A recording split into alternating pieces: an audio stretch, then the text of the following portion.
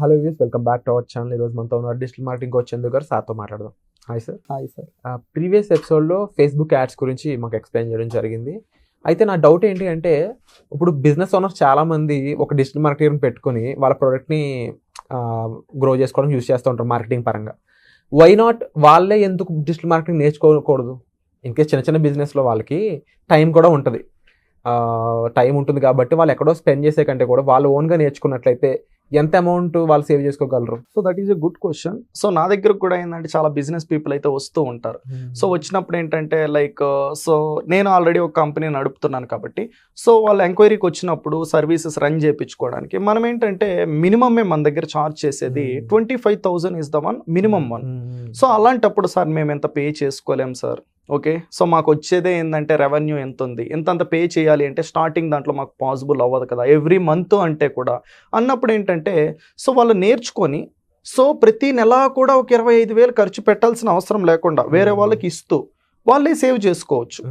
So అలా save చేసుకొని చాలా పీపుల్ అయితే వాళ్ళ బిజినెస్ వాళ్ళే ఎప్పుడైతే యాడ్స్ రన్ చేసుకుంటున్నారు, అది గూగుల్ యాడ్స్ కావచ్చు, not only Facebook and Instagram, Google ads కావచ్చు, గూగుల్లో ఉండే కస్టమర్స్ని తెప్పించుకోవడం, యూట్యూబ్లో ఉండే కస్టమర్స్ని తెప్పించుకోవడం, ఫేస్బుక్లో ఉండే కస్టమర్స్ని, ఇన్స్టాగ్రామ్లో ఉండే కస్టమర్స్ని ఓకేనా ఫ్రీగా ఏంటంటే SEO చేయించుకొని సో ఇవన్నీ కలిపే ఏంటంటే మీరు నేర్చుకున్నప్పుడు మీ కస్టమర్ ఎక్కడున్నా కూడా ఫైనల్గా ఏంటంటే మీ బిజినెస్ వద్దకైతే తీసుకురావడానికి ఈ పర్టికులర్ డిజిటల్ మార్కెటింగ్లో మీకు హెల్ప్ అవుతుంది. అలాంటప్పుడు ఏంటంటే వాళ్ళకి ఫ్రీ టైంను ఉపయోగించుకొని ప్రతి నెల వాళ్ళ జాబ్లో నుంచి పే చేయాల్సిన అవసరం లేక జస్ట్ వాళ్ళ టైంని స్పెండ్ చేసి వాళ్ళ బిజినెస్ వాళ్ళే గ్రో చేసుకోవచ్చు డెఫినెట్గా. అండ్ ఇలా నేర్చుకోవడానికి వాళ్ళకి ఎంత సేఫ్ టైము కానీ లేదంటే మీ ఇప్పుడు డిఫరెంట్ ప్లేసెస్లో ఇది నేర్చుకోవడానికి మనకు స్కోప్ దొరుకుతూ ఉంది. అండ్ ఇందులో లైవ్గా కొన్ని ఉంటున్నాయి, కొన్ని ఏమో జస్ట్ రికార్డెడ్ వీడియోస్ ఉంటున్నాయి. ఈ రెండు కూడా చాలా డిఫరెంట్ ఇంపాక్ట్స్ చూపిస్తూ ఉంటాయి కదా. ఈ రెండు విధాలు నేర్చుకుంటే ఏం చేయొచ్చు అంటారు? సో ఇక్కడ చాలా పీపుల్ ఏంటంటే నవ్య డేస్లో చూసుకుంటే this is one of the biggest business అయిపోయింది. సో చాలా పీపుల్ వచ్చేసి వీడియోస్ రూపంలో తీసేసుకొని సో ఇక్కడ మనం గుర్తుపెట్టుకోవాల్సింది ఏంటంటే వీడియోస్ ఇస్తారు కానీ ఆ వీడియోస్ ఎప్పటివి. ఇప్పుడు మనం చూస్తూ ఉంటే ఈరోజు మనం యూస్ చేస్తున్న ఫేస్బుక్లో ఆప్షన్ అనేది రేపు ఉండట్లా. అలాంటప్పుడు మీరు వీడియోస్ రూపంలో తీసుకున్నప్పుడు ఆ వీడియో అనేది వాళ్ళు ఎప్పుడో రికార్డ్ చేస్తుంటారు.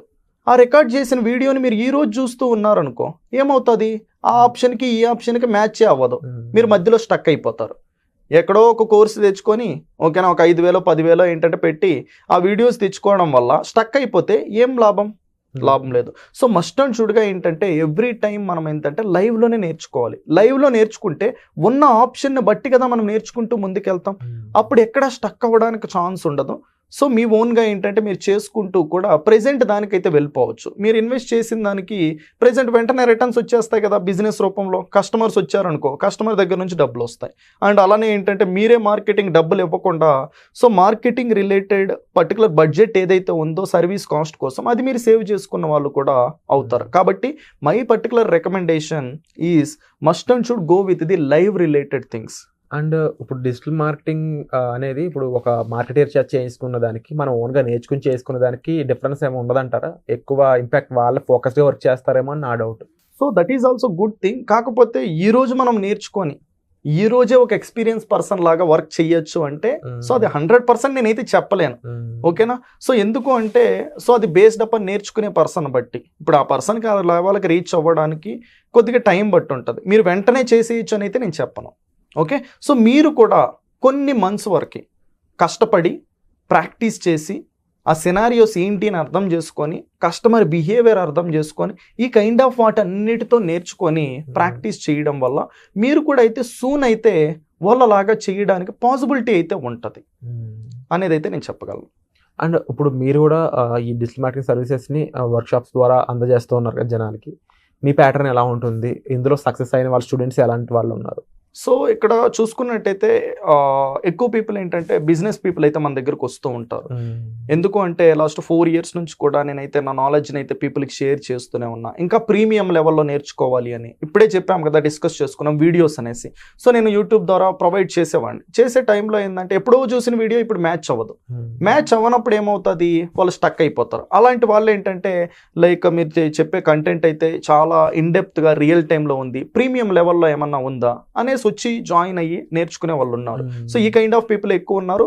అండ్ వాళ్ళ బిజినెసెస్ని ఏంటంటే వాళ్ళే హ్యాపీగా రన్ చేసుకుంటూ కస్టమర్స్ డైరెక్ట్గా వాట్సాప్కి వచ్చేసేలాగా ప్రాసెస్ అయితే మనం టీచ్ చేస్తున్నాం.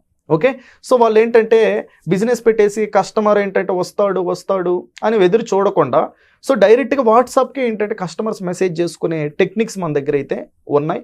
అలానే ఏంటంటే డైరెక్ట్గా ఏంటంటే వెబ్సైట్కి వచ్చి అక్కడ ఎంక్వైరీస్ చేసే వాళ్ళు కావచ్చు, డైరెక్ట్గా కాల్స్ రూపంలో కావచ్చు, ఇలా హ్యాపీగా ఏంటంటే స్మాల్ బిజినెస్ ఆఫ్ పీపుల్ కావచ్చు, మీడియం బిజినెస్ ఆఫ్ పీపుల్ కావచ్చు, నేర్చుకొని వాళ్ళ బిజినెస్ను గ్రో చేసుకుంటున్నారు.